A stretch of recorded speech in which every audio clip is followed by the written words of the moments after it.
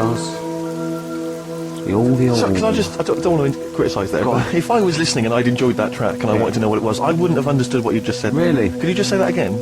Low Fidelity All-Stars. Yeah, Low Fidelity, because you went... Low Fidelity, I was doing I was doing me DJ. No, it's just you didn't know your mouth wide enough. I can't be bothered. No, sure. It's to tell you too. Look at that, listen to him crinchling his little crinchling. You're not crinchling. You're not crinchling your Jaffa cakes, are you? He wasn't going out there. No one knew. I bet you're one of those people in cinemas that think you're being really quiet eating a bag of crisps, aren't you? Do you go to cinemas? I'm in for a bit, actually. What do you do, Carl? Carl! What's an entertaining evening for you? Yeah. What would you do to occupy your time? Your hobbies, for instance. Might get a video out from prime time. Right. What would you enjoy that, or would it just be a chore for you? No, I think things like that. You really hate doing that. That's when you really switch off and you forget all your problems and stuff. Why, you haven't got any You haven't got any problems, Carl. You don't know that. I put on a face when I'm with you. You wear a mask. Are you crying inside? This Carl? is you being the happiest you can be. You're like a clown, aren't you? Oh, You think I'm like a hard, miserable man? Because there was somebody else I don't think you're hard. the other day, and like I said to him, I can't watch The Elephant Man because oh God, you're the best. You don't know you're doing it. You're the best. Can you watch it? Well, When it gets to that bit where they're carrying him through the village and messing about with his head. Do you know, this is true. My dad watched that once, and we were watching it. My mum and my sister and that were all quite moved by it, almost tears, thinking it was a wonderful example of man's inhumanity to man and all those things. Yeah. And my dad just went, "Wouldn't he make an amazing novelty rucksack?" And it cheapened the film for me, and I've never had this sort of... Steve was thinking, he's not that ugly. Blimey, here we go. We were laughing at Carl. Can we focus on one person at a time, Rick, please? Let's destroy him first. Oh God! Tell them what you said to me when that record was playing about the Jaffa Cakes. He bought some Jaffa Cakes, which was lovely. He went across the road and he handed out the Jaffa Cakes. And then I went, "Oh, thanks very much." And then what did you say? I just remember learning at school. I'm not like making fun of the illness because it's not funny, but they cure cancer. Jaffa Cakes cure cancer. Not like fully. Right. They just go some way to helping. Yeah. Do you know? It'll sort of help. If you've got it, you can't say, right, get me a load of Jaffa Cakes. Right. But I think it sort of puts a bit of a stop to it if you haven't got it. Do you know what I mean? It's like having vitamin tablets. Is this medically proven? Should we get Dr. Fox down here to confirm that? I can't. I actually can't cope. You're just play a record. Can I just, if anyone has ever survived cancer thanks to Jaffa Cakes, please call in. No, but I didn't say He that. said, and then he went, "It's the orange thing in it." And then he tried to read it. He said, "I wonder if it's," and he tried to read out this scientific name.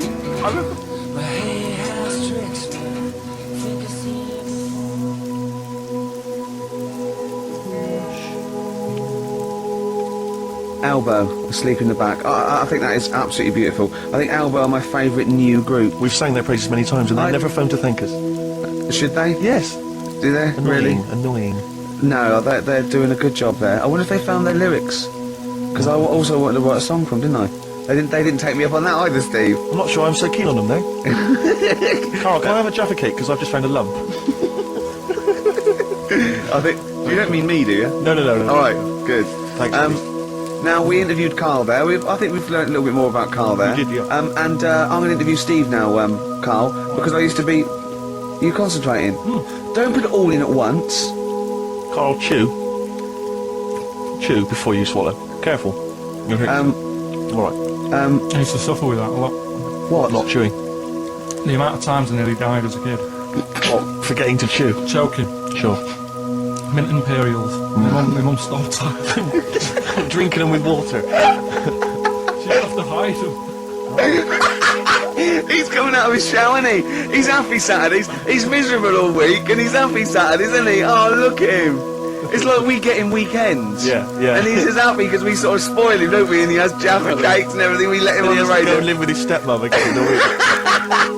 Oh, The no. ones who listen. Oh, really? Your girlfriend does, doesn't she? I imagine. She's been away for ages. I know. I imagine she just switches off after a while. But we love you, don't you? We're excited. We talk about you in the week, and we think you're great. So don't just think we're using you as cheap comedy material. I'd hate you to think that, Carl.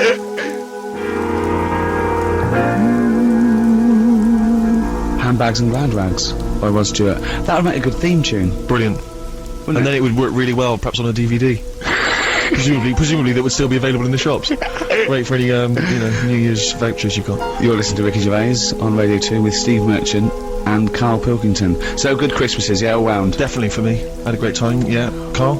It's alright. How does it rate with, what did Suzanne get you? She got me, you see, you were having a go at me about giving her a camera, right? Which was given to you, which was second hand. Essentially second hand. It doesn't really matter that bit. But it's a present that both of us could use, right? And you were making me feel bad about that. That's why I got her a watch, right? Which in a way I can use because I can say what time is it. Sure. But Chico time, innit? But the thing is, right? She got me she got me a little printer. Oh, yeah, that's good, yeah. Well, what, you mean a little fella who works in a print shop? Just a little printer to go with a computer and that. But for me, again, that's a present that, we can all be using. You are so ungrateful. It's not that. It's just that, when it's good when you're a kid, isn't it? When Christmas is all about, like, your presents. What did you want when you were a kid? What's your best present you ever had? There's a few things. I mean, one that I always remember one Christmas, right? It was the year when computers first came out, right? And there was one called the Sinclair Spectrum that I wanted, right? What year are we talking? 80? Must be 80, 83, 84, right, yeah. And anyway, I think my mum and dad's got me one. It's under the tree in a big box. I'm thinking, yeah, that's about right. Yeah. About the size of a computer. Brilliant. Anyway, Christmas Day comes, I couldn't sleep and all that, excited like you are as a kid. Yeah. Get up, open it.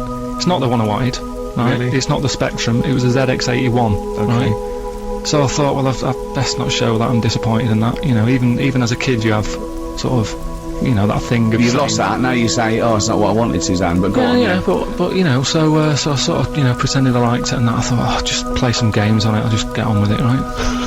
Anyway, I try and load even as a kid he had the weight of the world. I know. His parents have saved up for it. Look at his frown lines. Look, he's frowned since he was about 4. Yeah. Look at those lines. Right. So, yeah, but this is why. You'll understand in a minute when I tell you the end of this story. Go on. So, I load up a computer game which used to take about 10 minutes. Right? Was it on cassette? Oh, yeah. Yeah, it sounds like a fax machine, doesn't it? Yeah. Right? Anyway, it wouldn't load. I was thinking, what's up with this? Is it broke? Right? And I kept trying it. And my dad sort of... my mum used to get up early to open the presents with me. My dad got up at about midday. He couldn't be bothered. Right? Anyway, he comes down. This is so telling. The picture he paints is so heartbreaking. It's like Alan Bennett or something. Yeah. Dickens. Yeah, or some of those kind of 60s back, like Kathy Come Home. Sort of really insane dramas. So anyway, so I'm there, right, getting frown growing and that. Yeah. Trying to read this book, thinking, why isn't it working? So my dad has a look, and he goes, oh, you're missing a bit. I said, what? He goes, you need a RAM pack, right? Which is a bit that you put in the back of it that gives it extra memory. Yeah. So I'm like, what do you mean? I'm like, what do you mean? It's Christmas Day, right? And we're talking about the days when, like, Tandy wasn't open. It wasn't open for days. Yeah. Do you know what I mean? It's like now, by lunchtime Christmas Day, everything's open again. Right? Then you had to wait about 2 weeks. Everyone like had a big holiday and everything. Yeah. So I'm like, oh God, I actually started to be sick, right, with frustration. Oh no! What? How old were you? Do you know, like... How old were you? Well, like I say, I don't know, it must have been about 8 or something. Oh. But that thing of, like, what, it's Christmas Day and I can't play with it, and I had to wait for, like, 2 weeks or what have you. Sat over the kitchen sink, sort of going... stressing out. Hated it, it was a rubbish Christmas. Wow. I love the idea of you going... Stress, isn't it? What did your dad say? He just sort of said, look, calm down, we'll get you one when the shop's open. And it's like, yeah, but it's 2 weeks, isn't it? I have never heard anyone being sick from stress. Oh, poor little kids, it's so stressed.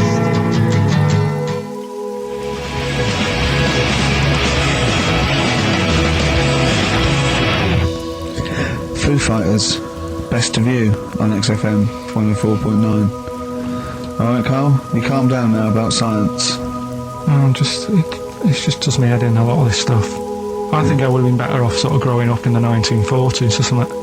Why? Well, there isn't as much science going on. People just live, don't they, for the moment. So what if you'd had to go to the war? What? Right, maybe 1945, then I'd be happier. Just after the war. Just that bit after the war and before they started What messing age? about. What year would you want to be born? When was the war over? 45. Right, 46 then. But there's Born rationing. 46. There's rationing for another 10 years. 56 then. But there's a lot of science going on. Oh, forget it. It just annoys me, all the messing about. They're always messing about with stuff, and I sometimes think, is it doing any good? Is what I mean. Mouse with ears, mouse with monkey's testicles. They're messing about with a mammoth now. Go on. Well, they're just saying, well, they're managing to knock one together. Who And you asked? just think, some scientist somewhere again. Just messing about. Andy. No, but it's just, do we need, I mean, we've done it before about the do we need them thing. The amount of creatures and insects and that are knocking about. You've got that caterpillar that I mentioned walking about, it doesn't know where it's going. Get rid of them. The mammoth. The world's busy enough, it's crowded, it's overcrowded now. How much room are they going to take up? Do you know what I mean? Why are they doing it, Carl? Do you know? All you know is that they're trying to muck around with because them. they can, because that's all it is, isn't it? Because they can. You're messing about, someone's being paid to do stuff. What else are we here for? If not to try stuff out. What else are we here for? What do you mean? Well, what are we here for? Just to enjoy life, isn't it? Well, some scientists enjoy knocking a mammoth together. No, but don't worry about the mammoth. It died out. Maybe it died out for a reason. Why didn't Noah say that if it was important? Because Noah, what do you mean? Noah's not true, is it? Well, I don't know. There might have been some truth in it. What truth in it? That he put 2 of every animal that existed into an ark. How big was this then? Why didn't they eat each other? Yeah, I know. I'm not saying. Imagine the noise, Carl. Yeah. No, Trying to get a bit of kit there. There's points to that where I go, that didn't happen, because where could he have been where there was a hamster and an elephant and a crocodile? Where was he? Do you know what I mean? None of it's true. What bit do you believe? What do you mean? It got a bit wet. What are we talking about? The mammoth or the... No. What is up with you? No, it's just that we had a No, lot... seriously, have you got brain damage? No, it's just that we had a lot of topics going on there. I just don't know which... No, we were talking about Noah. And then you suddenly go, I know where it was, where did we... What? The mammoth or Noah? What? What you did, none of it's true. What? Think of it. Oh, God. Think of the first thing. Build an ark. Alright. Can I just clarify, what's an ark? It's a big boat thing. Right. I've never had any experience of Just carpentry. build a big boat thing. But I don't make... Just have a go, don't worry, you'll be alright. I'll make sure it's alright. But once I built that, I mean, how big should I build it? What am I... Very big, needs every animal. 2 of every let's animal. not be Go there. on. Every I mean, the animal. boat building, fair enough. I told you to make it big. Right. Don't worry about the fish, they can swim. Okay, but so All what's the thing? birds. Get the flightless ones though, they're drowned. Get the flightless ones. They would not the penguins. They're flightless, but they can swim. But all other animals. I should be writing this down.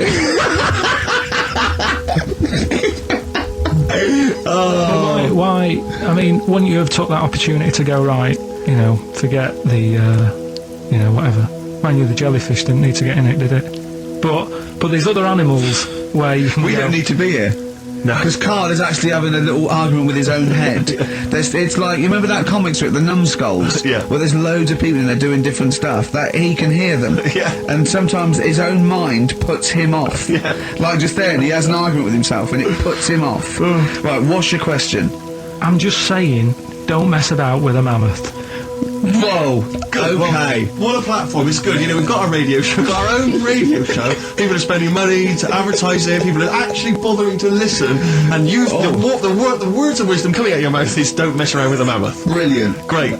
No, but just going back to... You sound just like Bob Geldof. I can't be bothered with this. He's trying to say... What can't you be bothered with? Just because I think I've got a good point. What? Don't mess around with a mammoth. That's not anything. the point. Don't put your daughter on the stage, missing word. What are you talking about?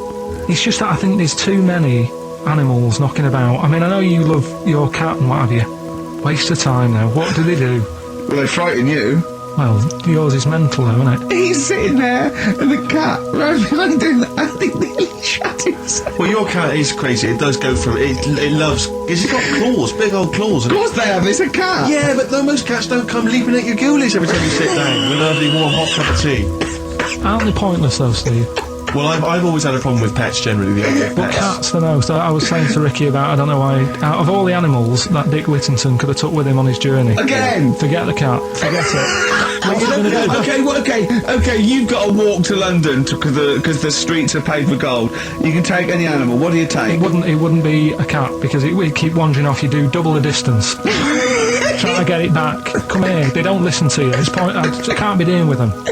I agree. You don't get enough affection back from a cat. A dog, it loves you, it can't get enough of you. But cats, they're very snooty.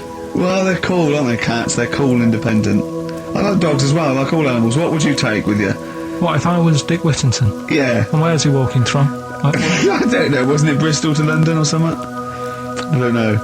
Again, it's a bit hazy. This isn't well documented. But couldn't he? I mean, why is he taking a pet and not a mate who? I'm not interested. I try and learn, and you don't help.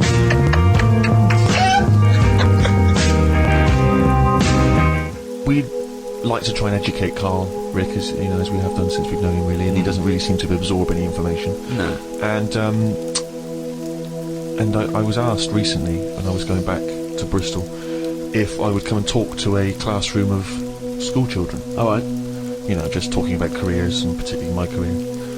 And I went down there. It was in Bristol. It was an inner city school, quite rough area. You're a son of Bristol. You're Exactly, they love me You're a down there. celebrated son of Bristol. You're a Golden Globe winning person who's returned to the homeland. It annoys me when I go down there that I'm not met as I get off the train like the Beatles used to be when they came back from America. By a mayor and a brass band. Hordes of people, ticker tape. Forever this day will be called Steam Merchant Day. Exactly. It frustrates me that I just sneak back into town. There's no fanfare. Yeah. But basically they asked me to come talk at this school, and I sort of batted them away and said I'm too busy. And so I foolishly left them the opportunity to ask me again, which they did, and I didn't have a decent excuse, so I went. And I was expecting to talk to maybe a room of sixth formers. They were 9, these kids, 9 and 10 years old. But I realised as I was walking into school, I was suddenly really nervous. I was more nervous than anything I've ever done, because I realised that I've not spoken to a child like that since I was a child myself. I've never interacted with them. So I didn't know at what level I would be able to pitch this talk. I didn't know what they understood, what ideas they understood. Obviously, in my mind, I was picturing Karl, and then I was ratcheting it up a few years, sort of IQ-wise.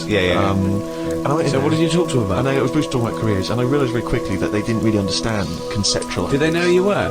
Not really. One or two of them vaguely knew. One of them went, "What's Rick Gervais like?" And I said, You got a deep voice. yeah. Actually, that was one of the teachers. And I'm supposed to be talking about careers, how to get into careers.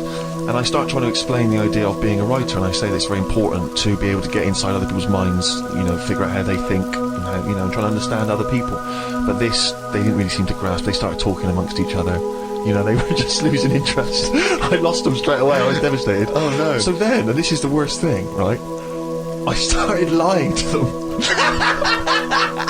Because I realised that every time I told a slight lie, because I thought they'd be interested, they were. So I carried know on. Justin Timberlake. You're not joking, right? They said, one of them said, "I understand you used to be a DJ," and I went, "Yeah, it's great being a DJ because you get to meet pop stars like Robbie Williams and Beyonce." Never met either of them. Never met them.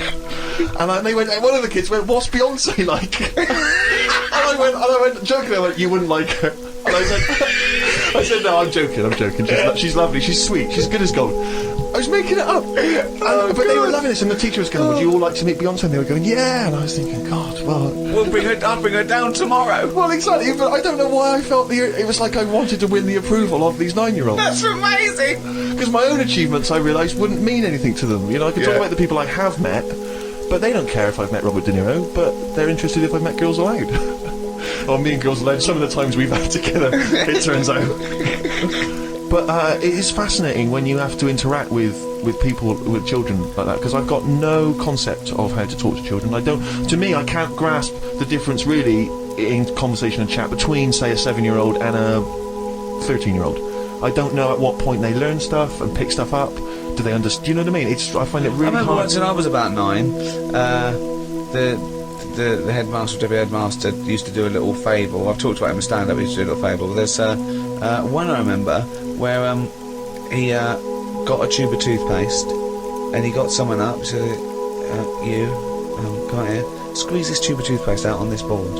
and he squeezed it all out, right? He squeezed it all out and emptied it. He went, now put it back in. And the kid tried to struggle, and he goes, you can't do it. He said, it's easier to do something than undo it. Okay, go back to class. Like people are going, oh, I get it. I know what he means. Yeah. They're just thinking, don't squeeze all the toothpaste out. Yeah. Just save some. Yeah. I mean, you know, there's no way they're going to take on that exactly. metaphor at the It's age too of 9. conceptual, yeah. Yeah, exactly, yeah. Yeah, just stop misbehaving or I'll smack you. That worked. Oh, Jim fancies that. He's gone and written it down again.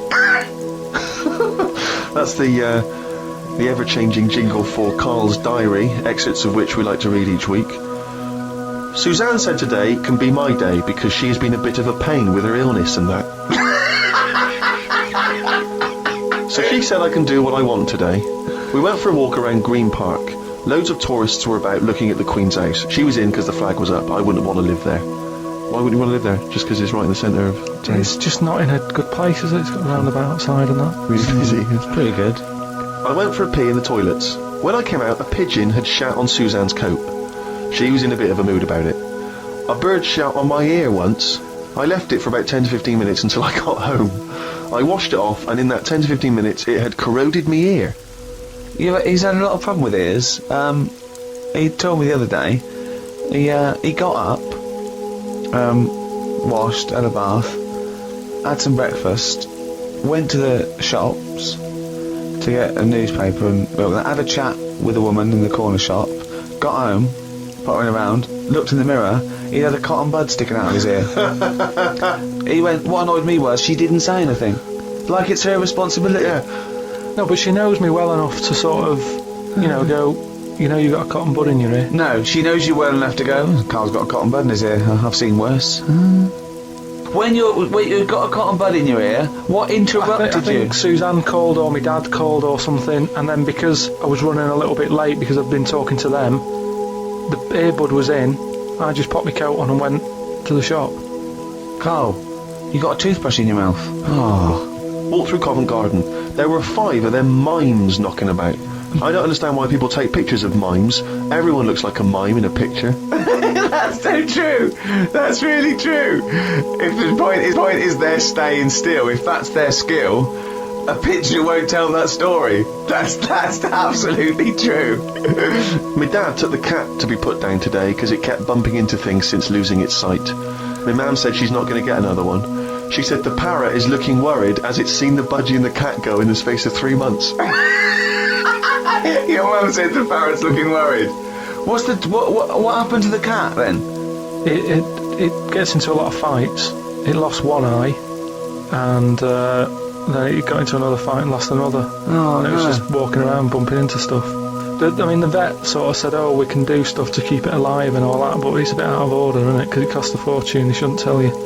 But Mum and Dad can't afford to have eyes put on it and stuff. no, you can't have eyes put on a cat. No, but anyway. they said, oh, we can do something here. We can What? have its eyes sorted out. But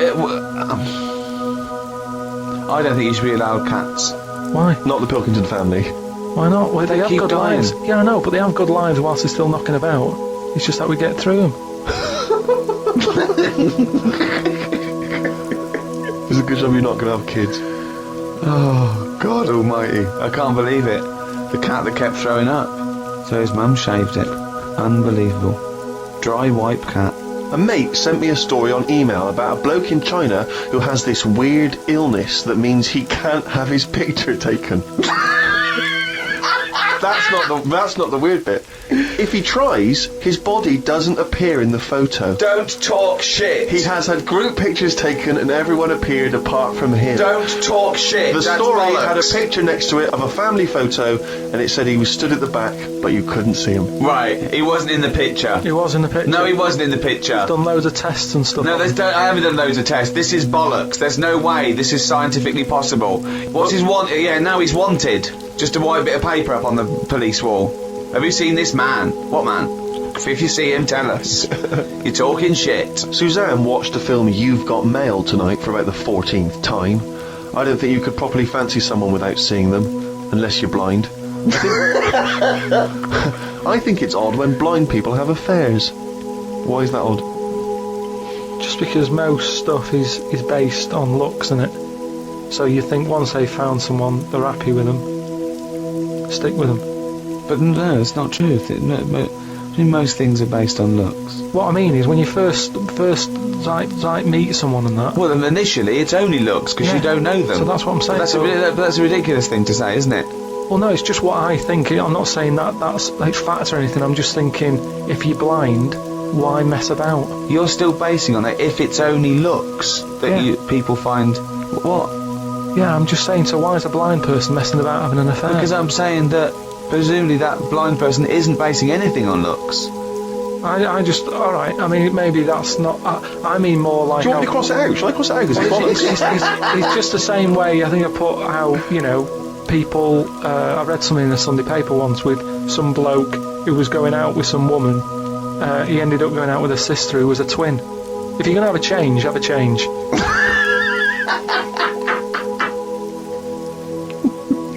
Spoke to Ricky about trips to the moon. He was up for going just to see what the world looks like. I came up with the idea of a giant mirror on the moon that would reflect the world back. He had a few questions, but I had the answers. Yeah. He changed the subject, I won. Right. My first question was, how would you get it up there? He said bit by bit.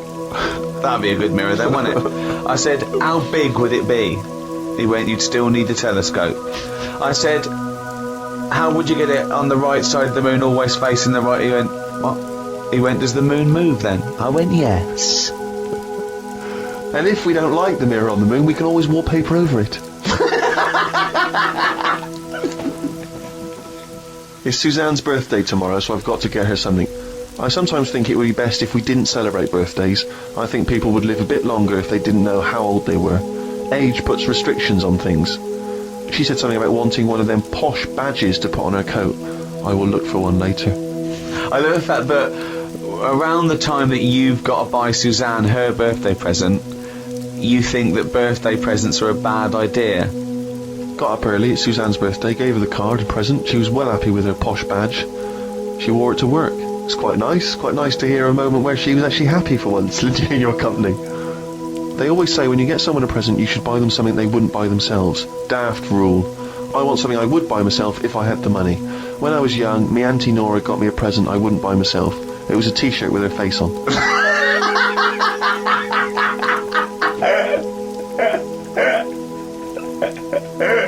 Looked at what's been going on in the world. Someone has found some people who live in an old town somewhere where they are so old-fashioned they still walk on all fours.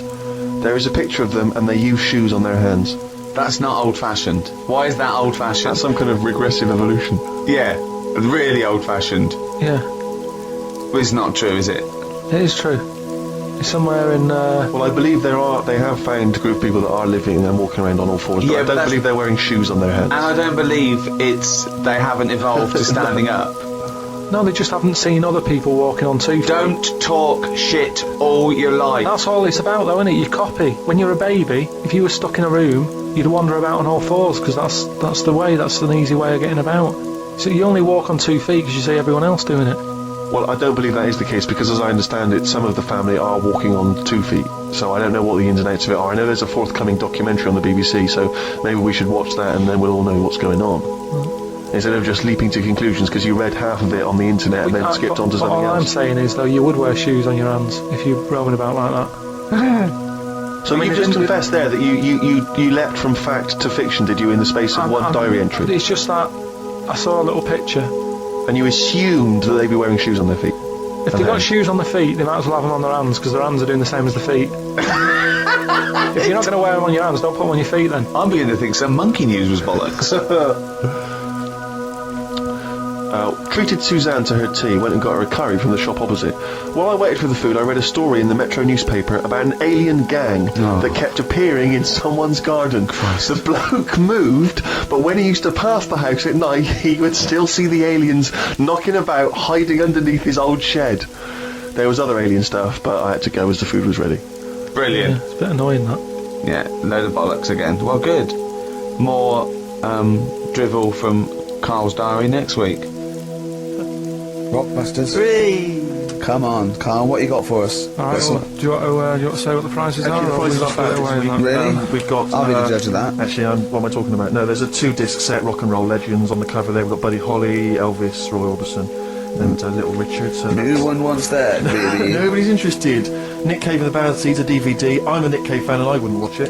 No, you'd watch it once Yeah, at most okay. when there was nothing on. Knowing me, knowing you. No, that's- I mean, Nick Cave's good, but when do you watch rock DVDs? I Yeah. know. Knowing me, knowing you. Great series, obviously, but once again, on VHS. VHS. Who wants it on VHS? Yeah. Where are all the bonus features? Absolute pointless The so only thing far. that's half decent is this enormous hardback League of Gentlemen book, which is the scripts and all sorts of other stuff. If you're a League of Gentlemen fan, you'll love it. If you're not, I guess it's a good Christmas gift. If you're not a League of Gentlemen, there's nothing in this for you. No, exactly. So, So, you know, you can either enter for the hell of it. a pile of rubbish. What's the story? Well, not as bad as the competition, I suppose. So, go on. Right, well, you know how it works. Cryptic clue. It's not really cryptic. It's Well. usually wrong. Kind of is. Yeah. Right, so the first one, there's 3 of them, you get them right, you win the stuff. First one, I'll get him close. I mean, because you could win this if you got one right, possibly. if you go to Chepstow, you will. Was that a clue or is that a point? Is that something? That's a clue. Right. Say it again. If you go to Chepstow, you will. And what are the initials?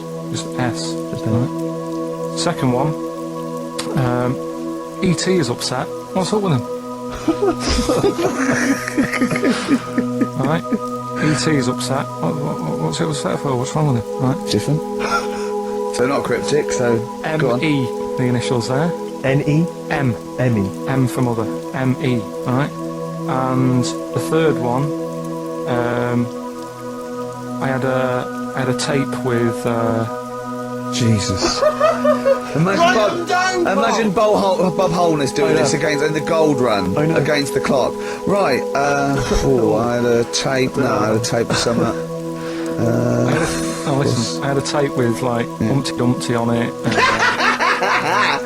and Hickory Dickory Dock and that on it, but I broke it. Right. Constantly listening it to try to figure them out. Trying to solve the crime. Exactly. Who pushed Humpty? Yeah. The Yeah. initials there, B.R. Right. So, first one, if you go to Chepstow, you will. The initial S. E.T.'s upset. What's up with him? What's up with E.T.?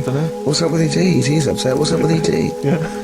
The initials there, M-E, is that right? Yeah. Let's go through that one more time. Yeah. If you go to Chepstow, They're you like might. jazz questions. Yeah, exactly. Just free for. Exactly. Yeah. E.T.'s a bit upset. What's that? What? Hey, dude, what's the matter, man? And I had a tape with like Humpty Dumpty on it, Hickory Dickory Dock, stuff Yeah. like that. Doesn't work anymore. What's gone on there? Right. What's gone on there? B.R. First time we said, well, you broke it. Well, I broke it then. Is that important or not? Yeah. I broke it. And you said it's B. B.R. Okay. Right. Okay, well you can text if you have a mobile phone. So everyone, there's no excuse to not take part. 83XFM is the text, 83XFM. I Or think the phone the- number? I think No, I not know- with the phone, obviously. We I think I don't know what the B might stand for. Yeah, they'd be loving this. Alright. 3 clues were, first one, if you go to Chepstow, you will. Right, the initial was S. That was sea horses. Alright, that was the answer there. I'll give you that. That's fair enough. I'll give you that. E.T.'s upset. What's wrong with E.T.? What's wrong with him? Yeah, well. The initials M.E. Yeah. What's up with him? He was Missy Elliott. Alright, Elliott. Doesn't count at all. What? Doesn't count at all. Missy Elliott. You know what I mean? What's wrong with E.T.? What is that with him? Well, go. Just let him explain it. Sorry, Carl. Do it again. Well, I wasn't listening. Do it again. Elliott, yeah. Yeah. Who's in E.T.? Yeah, we'll just do the clue again. Right. E.T.'s upset. Yeah. So he's looking a bit sad and that. What's What, up with E.T. him? the extraterrestrial? Yeah. Yeah, go on. Right. And his mate, Yeah. who's in it's called Elliott. Yeah. Right. He's upset. What's up with him? Well, it's Missy Elliott. Missy Elliott, what's she got to do with it, though? I don't understand. No. The way you'd say it, you'd say, "What's up, E.T.?" And it'd go, "Oh, Missy Elliott." Why would you Missing. mention her? I don't understand. Was it a thing in the film? Missing. She wasn't even Oh, around. missing? Oh, Missing Elliott. Oh, no, That makes sense, Carl, but her name- she's not called Missing Elliott. It's meant to be about Cryptic, rock that's stars, what I though, always isn't it? say. Missing Elliott, isn't it? So it's meant to be about rock stars, isn't it? It's though? just cryptic, though, isn't it? Cryptic clues. And Oh, no, that's not cryptic. That's shit. You. Right, the third one. I had a tape, and it had Humpty Dumpty on it, and I love when he says Humpty Dumpty. Humpty Dumpty. Hickory Dickory Dock and that. Yeah. But the tapes broke. Yeah. That was BR, Buster Rhymes. Say that again, I'm so stopped. Sorry, I don't understand. What do you mean? Who's the winner, Steve? No, it doesn't. No, do you mean busted? Well, it's kind of like that. Cryptic. No, it's not. No, cryptic doesn't mean change it, so it's not the same. Steve, who's the winner? We got loads of right answers, so... Talking yesterday to Matt Robinson, the guy I did the film with that you came over and did a part in that we've cut. And his dad is a doctor and used to go around the world and stuff. And when he was about 10, he went on holiday, and they were driving through Indonesia to get to somewhere else. I forget where, but they came across this village where he said the spiders have won. Okay, they drive in. As you're driving in, he could see these things sort of hanging from the trees and the sort of telegraph poles. And as they got closer, he realised they were just big spiders. They just made webs everywhere, and he could see them on the street. Okay, he said it freaked him out. They parked up in the sort of like the high street, and he said he got out, and they were running on the pavements like pigeons, and that's just running everywhere. He said the kids were playing with them. The kids were playing with them. There was no one else freaked out by this. He said he ran to the restaurant. They had to stop. He ran into the restaurant, freaked out. He got into the restaurant, and there was a tarantula on the floor. And he ran back in the car. And he said later to his dad, "Was that a dream?" And his dad went, "No, it's true. You know, it's a real place, right?" He was telling me that's the worst place in the world. He was looking it up. He was trying to Google it, and he can remember the name of this place, Indonesia, and he put in Spider Village, Indonesia, right? And he couldn't find it. But another one came up in Cambodia, and it was there, and he said it was exactly the same, just as bad, a place where just spiders have won, okay, but in this place, they eat them. They eat the spiders, the local inhabitants eat the spiders? Yeah. Wow. So, this town is just dense with spiders, It's they're just everywhere. they're just happy there, no one's killing them, no one's doing anything. Are you just treading on them as you walk down the street? He said it's just they've just taken over. There's a place off Madeira they called Spider Island where no one lives there, but with absolutely no predators. There's just millions of spiders, but no one lives there. How do you prevent the spiders? You know, when you're sleeping, crawling in, getting into You don't. your They roof just and put up with them. I suppose it's that they're no weirder than any other insect or pest or whatever you call them. It's just I suppose because you think of spiders as loners. Yes. And they're the top sort of phobia, and it seems weird that they're almost treated like pets. But isn't that a weird place though, that you drive in and it's just, oh hello, welcome to Spider Town? I couldn't be dealing with it. I mean, my mum wouldn't be that bothered. She's still got that one that's under the telly. She's had that for ages. And my dad threatened her that he was going to kill it because he's sick of it. She's put a bit of Tipex on its back. So she knows. What? So she knows. Well, how many spiders are there? What, you think you'd kill it and then replace it out of guilt? It's not like a budgie. No, but you can sort of say, oh, I don't know, it's gone. And then if one turns up again, he'll go, your spider's back. Yeah. But now she's marked it. What? So hang on. Well, that's weird. It has a web underneath the telly. It's always under the telly. I don't think it bothers with a web. But what do you mean she keeps a spider under the telly? It's just there, and she's sort of like, it's not a problem. They get rid of flies. They're not dirty. It doesn't get rid of flies if it sits there watching Coronation It doesn't Street. do much. Honestly, it can be there in a corner. I don't know what it does. I don't know. He just sits there. But she likes the fact that it's there. It's that thing, innit, of older people like that, don't they? They don't like change. It's like part of the family, all the kids have left home now. She's got this little spider with Tipex on its head. I like the way that she went into a drawer. She had an idea. She was worried about it. She was worried about her husband killing it. I know. This is for your own good. Get Tipex, pop that on you. And you've been round there with the spider that doesn't freak Well, you I'm out? going round this weekend, but I used to always sit on the floor to watch the telly. Yeah. Now it's like I'm not sitting on the floor. You'd be watching Spider-Man, it would be criticising, well that wouldn't happen. What does your mum think of it? Does she think it's like a little pet, or she doesn't want to get rid of it? I think it is a pet because, she's had loads of cats, she's had dogs, she's got a budgie, and now my dad's sort of saying, don't get any more pets because it means we can't go on holiday. Right. A spider can look after itself. I love the idea. Someone say, do you mind coming? We're on holiday for a week. Do you mind coming round with a fly every 2 days? Yeah, I just keep an eye on it. I mean, I thought Spider Island was weird, but keeping a spider under the telly with Tipex on it as a pet. It's that time again. Do the jingle. Oh, monkey, you! Sorry. Yeah, okay. I'm gonna do a really good one. Okay, good. Oh, chimpanzee, that monkey news, you fucking... Right, do you know it's nearly time for the Winter Olympics again. Okay. Is it? Okay. They sort of come round every 4 years. Is it this year, is it? Yeah. And the last one that happened, 4 years ago. Yeah. there was a bit of an incident. Oh no. Oh, well, I'd know about this then, because it would be... Well, it'd be big news because it's a well-known televised as well. Yeah. It's, Do you remember any winners that were monkeys in any of the No, tournaments? of course not. No. So So anyway- it's not going to be that, because it wouldn't be true. Oh, yeah. So anyway, one of the popular events, bobsleigh. Okay. Right. You know, you know how it works. Well, you It's need like 4 men. Is it 4 men or 5 4 men. It's 4. So it's definitely 4 men that you need Need on 4 a men. team. Is it? And there's 2 team bobsleigh as But they're well. always men. Is that right, Rick? Well, yeah, they have to be. Anyway, so humans. Well, they have to be human. Yeah, it's the Winter Olympics for...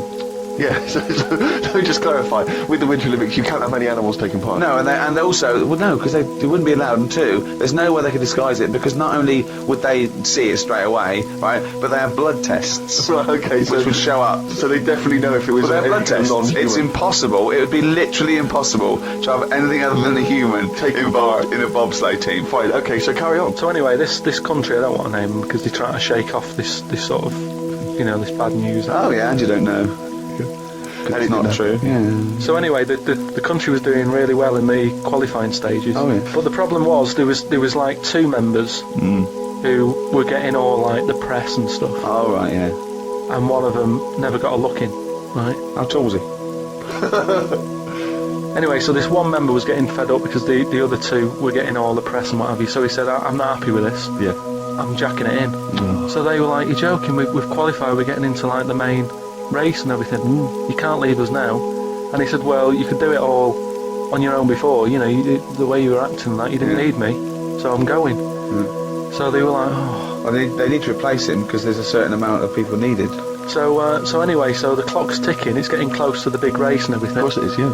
They're like, "What are we going to do here?" Substitute they took with them. What are they going to do? Yeah, they would take the substitute. So get No, him they on. didn't have any of them and that. It's, you know, a lot of injuries and stuff. Or just get a mate to do it. Just get a mate or a friend Yeah, or the coach to do it. Yeah. But, you know, there's a lot of responsibility on these people and, you know, you won't want to let your country down and that. And they're like, what are we going to do? Get a waiter or anyone. Anyway, So, the time comes for the race. Seems to be 3 people on it. there appears to be 3. Okay. Yeah. They start off, they're whizzing around the track faster than normal. They're beating their old records. Right. Amazing. Because the new fella they've got a little bit smaller. Right, Is he so is he in the bobsleigh or is he pushing? He's in it. Oh, right, okay. Right. He's wearing a uniform and a helmet. He's got a helmet on, he's got the kit on. Nobody knows who he is, but the course they do. country's loving it. course they They're like, well, it looks like we're going to break all our records, you know. Good, it's good that they found someone new. Yeah. Bet the other fella who left, he's sort of kicking himself, thinking, oh, I could have been part of this. Anyway, This wasn't a bloke that had very short legs and long arms, was it? what happened is they're whizzing around the track and what have you, Faster than ever. Yeah. faster than ever, and the press are like going, beating all records here. They started taking photographs. A lot of flashing. A lot of flashes from the cameras and stuff. Right. Of course. Suddenly, the bobsleigh goes a bit sort of mental and whizzes off the track, right, into like all the tyres and stuff that they have for protective. Oh, they love tyres, don't they, bobsleigh members? Some of them you can. Sometimes you can find them swinging in one, or maybe eating a banana. Ambulance comes rushing over and stuff. The other 2 members are looking pretty nervous for some reason. Oh, what are they doing? They're saying, look, don't take the helmet off because, you know, you can do more damage to the Well, neck. don't tell the paramedics how to do it. They know their job. Yeah, They know their yeah, job. yeah. So they were like, just you know, and plus, you know, he came in at last minute to help us out. He doesn't want everyone to know who he is. He's Yeah. not after the limelight, Yeah. like some of the members we used to have. But he just was helping his country out. Yeah. Leave the helmet on. Anyway, they get him in the ambulance and stuff. The other 2 are looking a bit worried and what have you. They're gutted. They lost the race. The little bloke. Is the bloke not saying anything? Is he not? He's in the ambulance now. Is he not saying anything though? Anyway, word got out, right, from one of the ambulance drivers a few weeks down the line, once all the dust had settled on the Olympics and stuff, and like News Day and stuff. Yeah. It was reported that one of the ambulance drivers said that on that sort of dreadful night, when, you know, the country lost out on a medal in the bobsleigh, he sort of reported that there was a monkey in the back of the ambulance. People were like going, you're joking. I don't remember this. Well, this is it, you see, because they sort of swept it under the carpet a little bit. They were like, this is crazy talk. Bullshit. This is crazy talk. Once talk, absolute shit. Where'd you get this from? This is crazy talk, right? It is crazy talk, and it's from the mouth of Karl Pilkington. But the weird thing is that backed it up. Following week, there was a story of some people who visited the zoo, saw a chimp in a neck brace. That's this week's monkey. I would love to see you on The Apprentice. What would Karl be like on The Apprentice? Wow, that would be amazing. That would be amazing. Well, firstly, he's not a team player. He's not a team player. No, he'd just go out getting his own money and say and not share it with anyone. So that's number one. Joking. That's number one. 2, you wouldn't want to do it. You'd say, well, why am I doing it? For that, I've got bills to pay. Do what? What was that? Whatever he asked you to do. No, it's a task, isn't it? And I wouldn't go on there. Well, anyway. treat this is like a task. Well, okay, here's a task right now. Last night on The Apprentice, they were doing interviews. Oh, don't tell me anything because I don't know who's in it. I won't. All All I'll say is that one of the interviewers says, and it's an old interviewing trick when you're working in business. They say, "I've got a lovely luxury pen here, right? Here's a classic old Bic biro, right? Now you've got to sell that to me now, right? Sell it to me now. How would you sell it to me, right? So this is a pen shop? No, it's a test, right, to see how well you can sell something, okay? Yeah, but... Doesn't matter what it is. In this instance, it's a cheap pen, right? No, but sell it to me. Tell me the virtues of that pen. But Go. have you come to me or have I come to you? No, what do you mean? You're selling me that It's pen. a task. You've got to show us how you would sell a pen to us. What's good about... Okay, tell me what's good about that Right, pen. go. Sell me the pen. You're on my door, right? You're a pen seller. So I've knocked on your door. Knocked on my door, Yeah. you're selling me a pen. All right. Go. Hello, how are you today? I'm not interested in what you You don't know what I'm selling yet. Okay, well, what are you Don't selling? get nasty. I'm not getting nasty. I'm just saying, do you like to write much? Do you do much Yeah, I writing? do some writing, yeah, Do you? I'm a writer, yeah. Do you? Yeah. Interesting. How do you do that? What, use a word processor? Yeah. Computer. Oh. Hey, thanks very much. Goodbye. No, but hang on a minute. Just, do you ever use a pen? Sometimes I use pens, yeah, but I got loads of pens. Thanks. I got a really nice pen here, beautiful, classic. Looks like an expensive fountain. It's an expensive fountain pen. My grandfather gave it to me. It's, Oh, that family one. art. So that's quite a special pen. It It's a sounds special like. pen. I mean, it is a lovely pen and everything. But the problem is, when you go out and about, there's a danger that you could lose that. That is very true, but I mean, I don't really take pens. Have you with me seen around Lisa? about. Can I interest you in It just some looks like Lisa? a cheap, tatty old pen, mate. Sometimes you just want a pen that does the job, and this pen does that job. Do you want to buy some? No, I don't. Why not? What? Because I just told you I've got a great pen. I've got a great pen already, and I don't see why I need that pen. It's cheap and it's tacky and it's You're saying it's cheap. Do you know how cheap? How cheap is it? Well, it depends how many you want. Well, let's just say for the sake of argument, I want 50 of them. Yeah, I can do that. What kind of deal would you do for me? £8. 8 quid for 50 of those pens. I can get them for about a penny down the market. Sorry, Karl, you're selling 50 pens for 8 quid. How much do they cost you? Just want to make sure this is a good business venture for you, otherwise it's pointless. How much do they cost you to buy? I got them really cheap. But how much? How much did I say you can have them for? 8 quid for 50. I paid a £5 for 50. So Really? Wait, this is. I'll have. Can I have them for £5 because I'm a mate? you can have 25 for 50. No, well, no. If you got 50 pens for 5 quid, I wouldn't do this as a living. Anyway, that's the thing. Karl, can you get me 50 pens for £5 then? 50 pence for a £5. Yeah. It's not worth it, mate. Well, no, I'm a mate. Just you don't want to make a profit out of me, do you? It's not worth it. I'm trying to run a business there. I've got bills to pay. Yeah, well, I'm trying to write something. I'm going to close the door in your face. No, mate, you don't want a pen. No. Fine. Sometimes you've got to know when to cut off and move on. And So that's what I you'd do. say to Sir Alan, is that you always give up? When someone says no, you give up? I'll say I met him. He just wasn't having it, Sir Alan.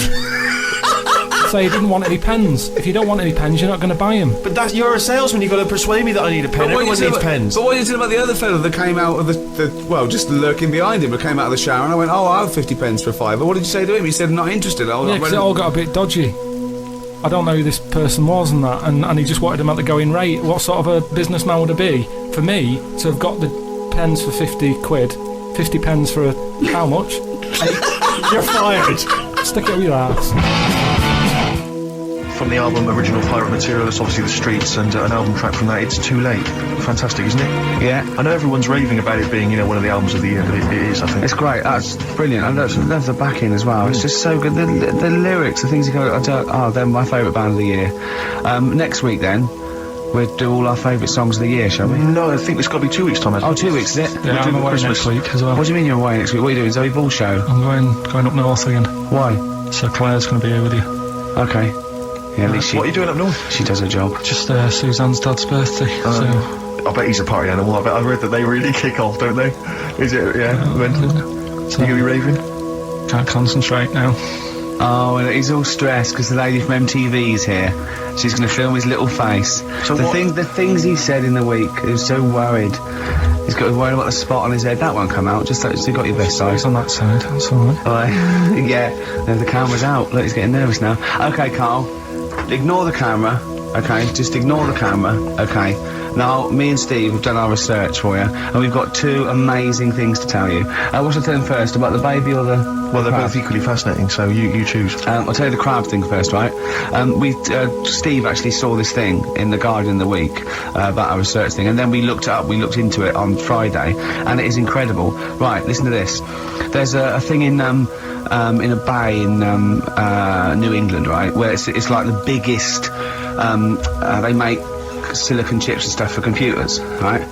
And because of the data protection thing, after they've done them, because they have to destroy the plates, right, where the information's sort of put onto them, but there's still flakes of silicon. They sort of grind it down straight away, and some of the flakes got into the bay, okay, but some of the information's still on even the slight granules of silicon. Anyway, gets in the water, and silicon is rather like a carbon derivative. I reckon if there'd been life on another planet that wasn't carbon-based, it'd be silicon-based, because that's simple sugars and it's just COH and that, and it can work with silicon, right? Anyway, the crabs have been taken up, it's in the water, and they looked out on the beach, and over years the crabs have started sort of putting themselves in formations, like geometric form, and they couldn't work out why they were doing this. And when they put them in the experiment, they sort of like chopped them up, and they found they'd taken on silicon, and it had sort of got into their brain, and they were downloading information. They picked up little things, because it's just chemical, like electrical impulses that got information off the silicon chip, and they were interfacing it. But this is the amazing thing. One bloke sort of thought of this, and he thought, well, if it's a simple computer with a brain, if it's just a simple sort of electrical thing, then maybe there's sort of we could get it down. So what they did is they made a thing called a bio-interface, and they put it into the crab's brain, just a really simple brain, so it's measured on Vanguard, right? And it got impulses from it, and they were getting like computer readers, just flashes of like symbols and geometric things right on this screen to read the crab's brain, and it was stuff like fragments of a. What made them do this in the first place? Because they saw the crabs behaving differently. They were behaving differently to each other. They were just like they were, intelligent, and they were sort of solving problems and all this sort of stuff. Anyway, when they downloaded the thing, it was like they found one of the secretary's names where it had been on the silicon chip, where it was just like a flash of a computer screen. But the most amazing thing is, they downloaded a memory, right? It was like a snapshot where it had been burnt onto the retina of the crab, just a snapshot or something, and it was like a picture of the beach, like a couple of years ago, right? And they also, incredible, it was like just a digital black and white sort of thing, so they could see what the crab had seen. Amazing. Jeez. Amazing. So intelligent crabs. What are they doing with them now? Super brain. Well, they think this is the upshot. They think they could use it as spy crabs, because they could get these crabs. Also, the other thing is, as generations went on, right? So they put a crab in the sea or something, right? Lots of crabs in, and then as generations went on, a newborn crab, they downloaded the memory, and it had the memories of its great all together. It had every memory that any crab had been related to it beforehand, because it passed it on. It just passed it on. So not even ones that had been eating the silicon stuff. Yeah, no. These are just like ones that have had kids. Yeah. And they've got like. And they know so you'd know everything everything right the way back. So would that work if we ate silicon? Well, I suppose so. possibly. So what are they going to? Well, they can use them for all sorts of things, though. I mean, that's what's incredible. I mean, I don't know how you would train it particularly. I don't know quite sure how you train, but I'm assuming if they can do it that way, then presumably they can give it certain silicon information, which they can then plant in it, if you like, within its sort of food. Also, if you get them onto enemy beaches, you'd have like 1,000 digital cameras just sneaking around. If you get like Osama bin Laden or someone, they don't understand the information they've got. No, they don't know they're doing it. They just download a message. So they're not like you could torture them and they wouldn't be able to sort of give you the information because they wouldn't know what information they had because they're just. But the first crab they downloaded, they just kept seeing the same picture of a big crab feeding it, which they really. Yeah. Wow. That's what, like its mother crab, wasn't it? Yeah. As memories of it as a child. But they're not in colour, presumably. No, it's all in black and white. It's just a digital camera because it's just they don't see in black and white, so it's just like a I don't know. I think it's burnt onto the retina or something. And the only one that they kept were the ones they saw a lot of the time. Wow. I mean, in a way, some of the educating Ricky I've got for you today is on the similar lines. Right. Oh, you've got to be impressed by that. You've got to be impressed by that. That's pretty good. I mean, I'm interested to see, what they do. What they do with what the crab developments are. But yeah, no, that's pretty good. Yeah. But I mean, amazing. Yeah. Amazing. Well, just digest that information because that's not even the most impressive one we found. I think it is. I suppose it's pretty impressive, but the next one's maybe more shocking. Okay, right. But let's play a tune and Ricky's got another extraordinary. Oh.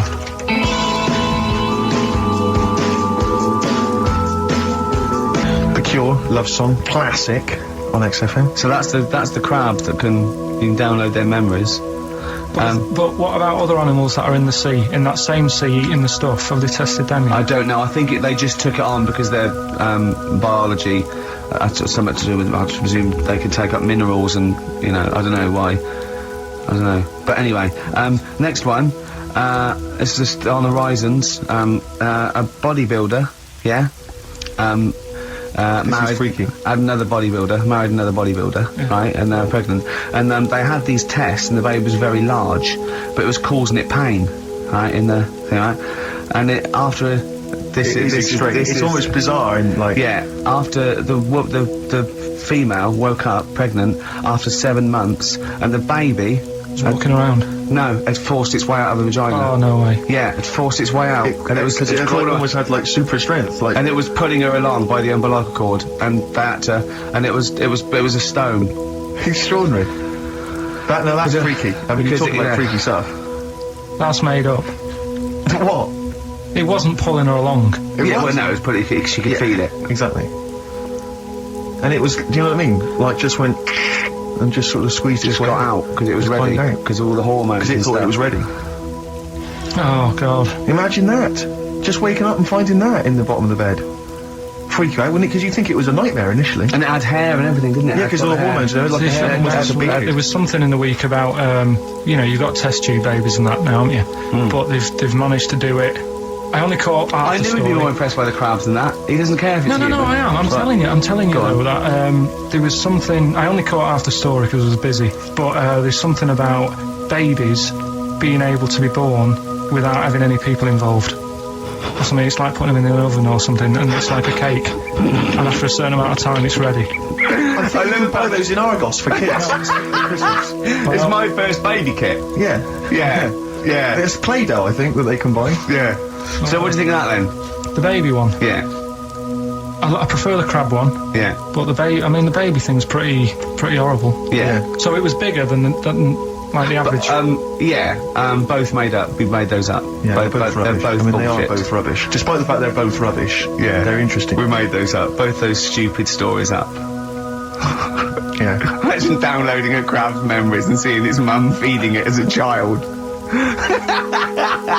Both are rubbish. I had trouble. Yeah. I knew I was going to have trouble with pushed its way out of the vagina. Yeah. I practiced that about 30 times yesterday with Stephen. I was going, I'm not going to be able to do it, mate. Yeah. I'm not going to be able to say that.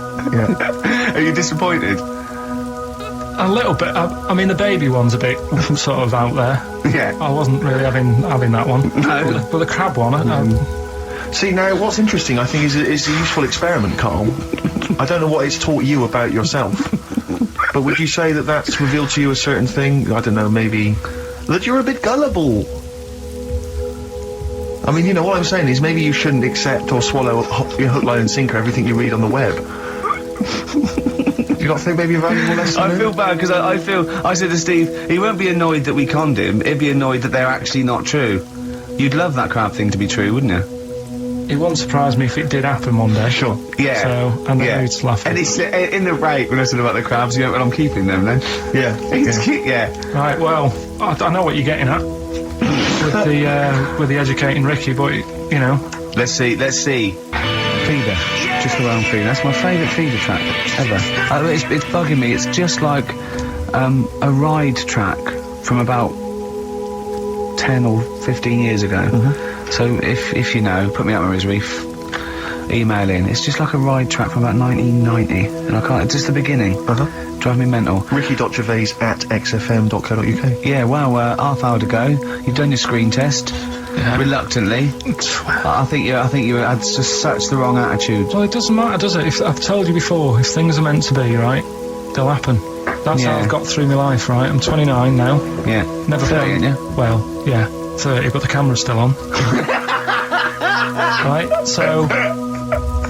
and everything I've done in my life, I've never sort of planned it. Do you know Is that how you stormed through your exams? Well, your GCSEs? look at the school play doing Little Donkey. I wasn't planning that day to do the drums. It just on the night I couldn't help myself. And you stole the show. What happened? What do you mean? When all the kids were playing Little Donkey, I wasn't meant to be doing my drum set in that track. I was only meant to. I think I was doing We Three Kings or something. But when they started doing it, the tune, I couldn't help myself with the drumstick, just like tapping away. Right. At the drum. Yeah. And then when it came on, I was like, oh, and I started doing it, and like the teacher looked over at me, and I was like, oh, I shouldn't be doing this, but she sort of gave me the nod as if to say, it's all right, carry on, it's sounding good. Then after it, she went, you know, they love that, you can do that again tomorrow night. Yeah. So I got like an extra part in the play and that. Yeah. That wasn't. So planned. you were doing the drum part to We Three Kings over Little Donkey. Yeah. That's weird. That is like Fatboy Slim or something, isn't it? When they mix up. No. Oh no. Still mashing it up at the age of what, 8? Yeah. And that's what I'm saying. And is that when someone was filming it and you could hear your dad on the camcorder go, he looks like a twat? That's the one, yeah. Oh. And that's why I don't want to be on the telly, because I'll always have my dad's sort of echoing voice just saying, he shouldn't be on there, he looks like a... That's it. So that's why I'm a bit sort of nervous about this today. Really? You think it's sort of quite Freudian in a way, sort of? Yeah. Your attitude is que sera, sera. Well, plus I haven't got the look. I'm not pretending, right, that I should be on the telly. What's wrong with your look for VH1? It's not right. It's not right. Jono was on VH1. Was he? Yes. So I'm going up against Jono. No. So he's gone now, he's moved on. Yeah, there you go, you see, another one who they gave a chance to, and then he was like, you know, yeah, I can do that. It's built up, right? They built him up, you can do that as a job. And then they knocked him down, and he probably started eating. Well, I don't think you can ever knock Jono down. He started eating! Look at him now. Yeah. Right, so that's what I'm saying. So if it's meant to be, right, whoever's going to watch this tape, you know, thanks for the offer and that, but, you know, time will tell.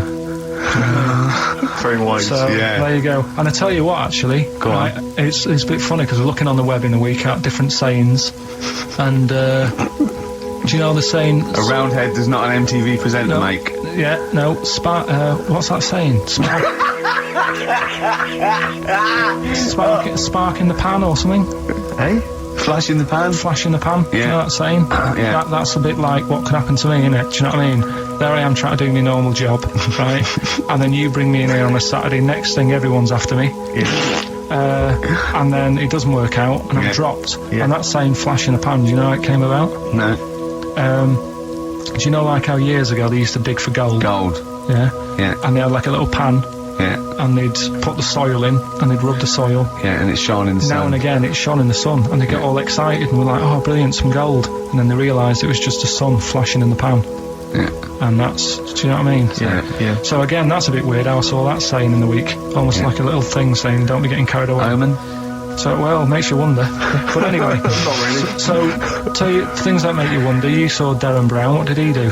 Darren Brown, he's extraordinary. Yeah, I told him, but it's You should peep. For a lot of people don't realise who Darren Brown is, and he's, I think, the best illusionist in the country. We went to Jonathan Ross's house for his birthday. I didn't. No, me and Jane, and we went there, right, and there was lots of people there, and Darren Brown was there, and Jonathan got Darren Brown tricks, and it was incredible. He did all these tricks, right? I mean, incredible. It was just amazing. And he did one with a bloke who was there after a friend of Jonathan's. I think his name was Ray, and he got him to give the pack. He said, count the cards, and he counted out 52 cards. Yeah, he went, think of any card in that pack. He didn't touch it yet. He's counted 52. They were in his hand. He said, think of any card. He said, what was it? He said, 3 of spades, something. He went, find it in the pack. Couldn't find it. He said, count the cards. There was 51. Right, and he couldn't find the card, and he had no idea. And we forgot about it. He went, oh, it's gone wrong, and he forgot about it. And he kept, so he was going, I wonder where that card is, and he kept looking at it. I found out that about a week ago, Ray went into hospital with an appendicitis. Yeah, and the surgeon was really so there was something crumpled up. There was a thing, and it was a card. It was the card that was in his thing causing appendicitis. And when he came out of surgery, there was a card from Darren Brown saying, "Was that your card?" That's amazing, don't you think? I mean, that's like incredible. Thing and then a crab went, I know what it is. It's a 5 of spades. It's not the wind up. Yeah, well, see, I'm not going to believe anything anymore. But that's so good! If I ever, You've learned a lesson! Yeah, but say if all this goes wrong now, right? Cry wolf and all that. Yeah. Imagine I get dropped by MTV. You haven't been asked yet. Yeah, well, whatever. Right, they short on firemen because they're always going on strike. I answer the phone, it's you saying my house is on fire. I don't know what you're talking about now, Carl. I don't know what he's talking about now. I think somewhere along the line there, Karl has been recruited by the fire brigade. Did you leave that bit out in the story? Start again. Yeah, right, that's what I'm saying. Because I just wound you up about crabs, babies pushing their way out of vaginas, and Darren Brown causing offence. Right, yeah. Little, what's the saying about, little acorns don't gather any grounds. Crying wolf. You can take a fish to water and you can't make it swim. Do you know that saying? You can lead a horse to water, but you can't make it drink. Do you know why? Because its neck's too long. No, what? It's got an awkward neck. I don't know. That's correct. That is correct. Right, anyway, we've still got to come. Right, It's Karl. been bad today. I'm going to apologise to people listening today because You might as well I be haven't been focused, focused. Do you know? Have you heard the thing that Rolling Stone gathers no moss? You aware of that? Yeah. Do you know where that's from? Do you know Where it's from? In Woodstock, right, the band used to go out and get this sort of like moss that used to grow there, and it was sort of like slightly hallucinogenic, right? And they used to come back and they used to all go out, everyone was out there, mamas and papas were doing it, the Doors, they all came back. But Mick Jagger and Keith Richards would never do it, but they'd smoke other people's. Yeah. A Rolling Stone never gathers his own moss. That was what it was. Seriously, Karl! Right, That's so the we've truth. still got to come. Rockbusters. Have you heard the saying, a fish in time saves 9? The clues were... Have you heard that? That'll never get off the ground. LZ. You've got... Have you heard that saying, out of the frying pan into the saucepan? You've also got... I'm trying to hold it together now. Well, yeah, no, we're trying to teach you something, Karl. Yeah, but you're not. Why? Because at least my stuff that I tell you, if you go into a pub and told someone... What? There was a blind girl, she hit her head, she could see. What's that? Well, just don't get down if your eyes are bad. Right, with... No, go round headbutting Right, things. playing a song. Oh, Karl, come on.